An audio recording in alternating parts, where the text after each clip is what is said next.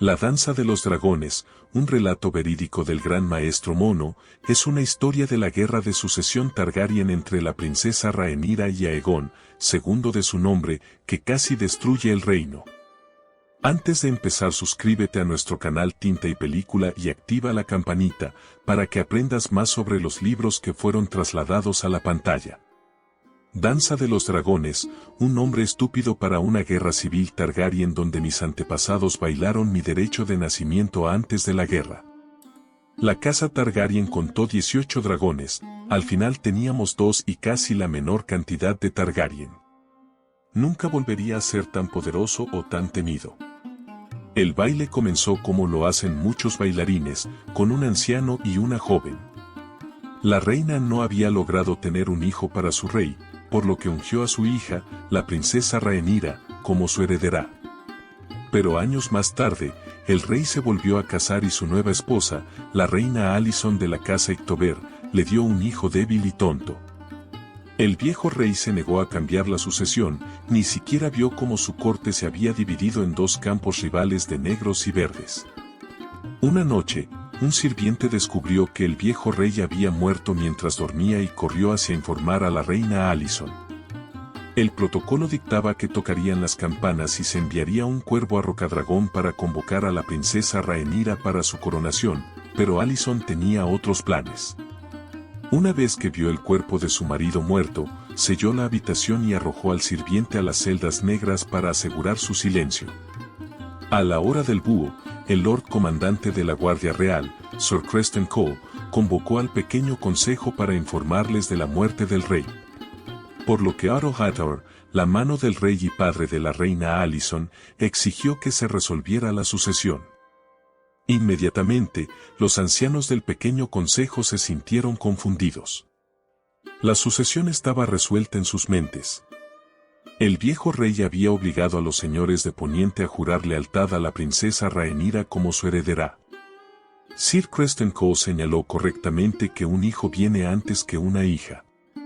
El consejo discutió hasta el amanecer, cuando el maestro de la moneda finalmente se puso de pie y declaró que no tendría parte en la traición. Sir Creston Cole sabiamente abrió su garganta con una daga y puso fin al debate. Ninguno se sorprendió más al escuchar sobre la sucesión del príncipe Aegon que el propio príncipe Aegon. Al principio, el tonto rechazó la corona, pero su madre señaló que su hermana Rhaenyra le devolvería tal lealtad tomando su cabeza como el hijo verdadero del viejo rey. Siempre sería una amenaza. Aegon cedió, fue coronado en el Pozo del Dragón y su esposa y hermana, Helena, se convirtió en reina.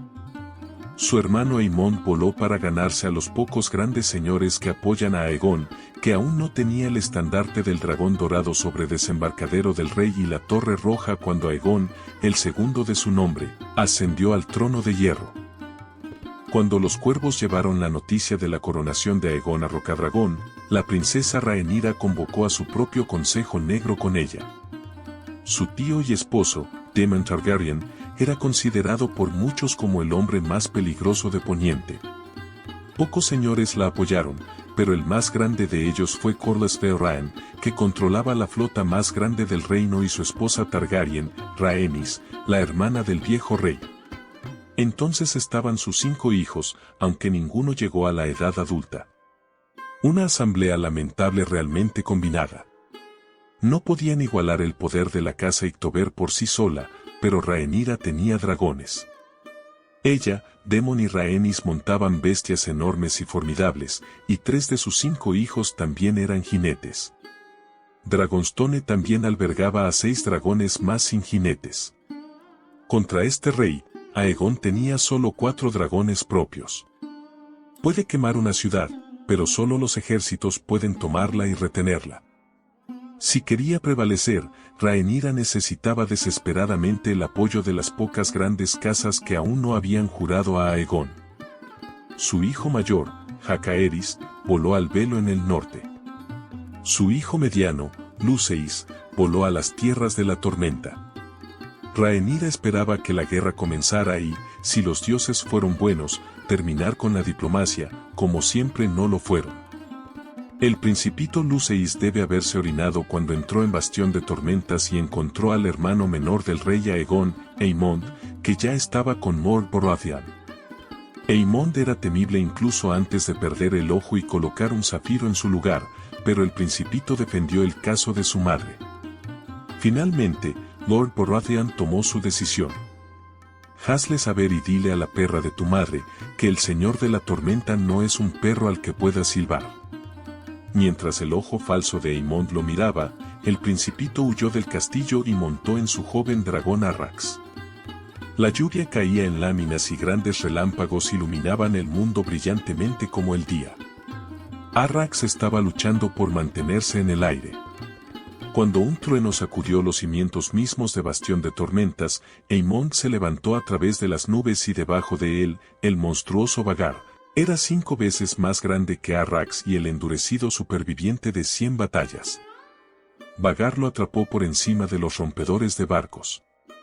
Los guardias de la bahía en las murallas del castillo vieron ráfagas de llamas distantes y oyeron un grito del príncipe del trueno. Luceis cayó destrozado para ser tragado por las olas. Con su muerte, la guerra de los cuervos llegó a su fin y la guerra de fuego y sangre comenzó. Cuando Rhaenyra se enteró de la muerte de su hijo, se desplomó. Consideró terminar la guerra en ese momento, hasta que llegó un cuervo de su esposo Daemon. El hijo sería vengado. Los susurros se deslizaban por las tabernas y los callejones traseros de pulgas. Se encontraron 2 hombres, uno era un antiguo manto dorado y el otro un cazador de ratas en la Torre Roja que conocía todos sus secretos. La historia los recuerda solo como sangre y queso. Una noche en que la reina Helena entró en el palacio real. En los cuartos con su hija y sus 2 hijos para acostarlos, sin previo aviso sangre y queso, con dagas en la mano, le dijeron que se debía una deuda, un hijo por un hijo. Sangre y queso exigieron que eligiera qué hijo le sería arrebatado para siempre. Reina Helena le suplicó al hombre que la matara, pero se negaron. Llorando, Helena nombró a su hijo menor Melo. Tal vez pensó que el niño era demasiado joven para entender, tal vez porque el niño mayor era el primogénito y heredero del rey Aegon. «Oyes a ese niño», le susurró al hijo menor, «tu mamá te quiere muerto». Entonces, la sangre cortó la cabeza del niño mayor con un solo golpe. Cuando los guardias irrumpieron, encontraron a la reina Helena todavía gritando, apretando el cuerpo de su hijo muerto contra ella, loca de dolor. La sangre de sus hijos transformó una disputa dinástica en una guerra de aniquilación. El dolor y la rabia de perder a un niño podrían quemar el mundo, ya sea que Aegon o Rhaenyra pudieran vivir al final, pero no ambas fuerzas. De Rhaenyra dieron otro golpe en el momento en que el señor de Arrenal vio a Daemon Targaryen rodeando el castillo en su dragón. Caraxes golpeó sus estandartes y entregó los espacios en blanco. Ahora tenía el castillo más fuerte en las tierras de los ríos. Más acero oscuro nuevo llegó a Aegon gracias a los hijos de Rhaenyra. Winterfell había declarado a favor de Rhaenyra, al igual que los Velaryon. Aegon furioso despidió a su abuelo por lo que Otto fue su mano, y nombró a Sir Criston Cole, quienes juraron marchar sobre todos los señores que se habían declarado a favor de Rhaenyra, y habían incendiado sus castillos con carbón. El ejército real primero marchó hacia el norte y asedió Roxrast, una fortaleza negra cerca de Rocadragón. Cuando su señor vio su aproximación, envió un cuervo a Rhaenyra suplicando ayuda durante días, vio sus campos y aldeas arder sin respuesta de su reina. Un día, una sombra pasó sobre el ejército verde. En el campo de fuego, Rhaenys alegremente comenzó a incinerar al ejército de Sir Criston, pero Aegon le había tendido una trampa y había volado directamente hacia ella. Mientras Rhaenys y Meleys cubrían a las tropas de Sir Criston y llamaban a otros 2 dragones que se elevaron hacia el cielo, el rey Aegon él mismo en el reluciente Zunfire. Hay que reconocerlo. Rhaenys no huyó. Su dragón luchó contra los dragones y un segundo floreció en el cielo. Cuando el humo se disipó, solo Aemond y el otro permanecieron ilesos. Zunfire, el dragón más magnífico del mundo, tenía una de sus alas casi completamente rota y su cuerpo atrapado bajo fuego solar. Estaba el propio rey quemado tan gravemente en lugares que su armadura se había fusionado con su carne. Su cuerpo sobrevivió, pero su mente estaba entregada a la leche del cachorro. Meleis había sido despedazada, y su jinete carbonizada. La muerte de Rhaenys y su dragón, junto con la captura del rey Aegon y la destrucción de Zunfire, marcaron un punto crucial en la guerra. Sin embargo, la tragedia se extendió más allá de las pérdidas en el campo de batalla. El hermano de Rhaenyra, Jacaerys, recibió noticias de la muerte de su madre y hermanos mientras estaba en las tierras de la tormenta. Furioso y angustiado, voló de regreso a Rocadragón para informar a su madre. Pero, cuando llegó, encontró la fortaleza en llamas y el cuerpo de Rhaenyra en el patio, rodeado de enemigos. Jacaerys murió en un intento desesperado por defender a su madre y su legado. Con la caída de Rocadragón y la muerte de Rhaenyra, la guerra parecía llegar a su fin. Sin embargo, la historia aún tenía más giros por delante. El hijo superviviente de Rhaenyra, Jacaerys, continuó la lucha en nombre de su madre y sus hermanos caídos. Aunque las fuerzas de Aegon parecían imparables, Jacaerys logró organizar la resistencia y lanzó ataques contra las fuerzas de su tío.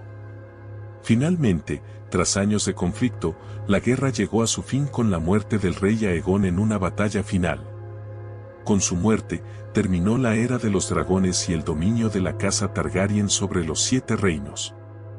La danza de los dragones dejó un legado de destrucción y tragedia, pero también demostró la fragilidad del poder y la brutalidad de la lucha por el trono de hierro. En el corazón de la historia yace el conflicto entre el deber, la ambición y el deseo de poder, temas que han resonado a lo largo de la historia de Poniente. Antes de terminar, suscríbete a nuestro canal Tinta y Película y activa la campanita para que aprendas más sobre los libros que fueron trasladados a la pantalla.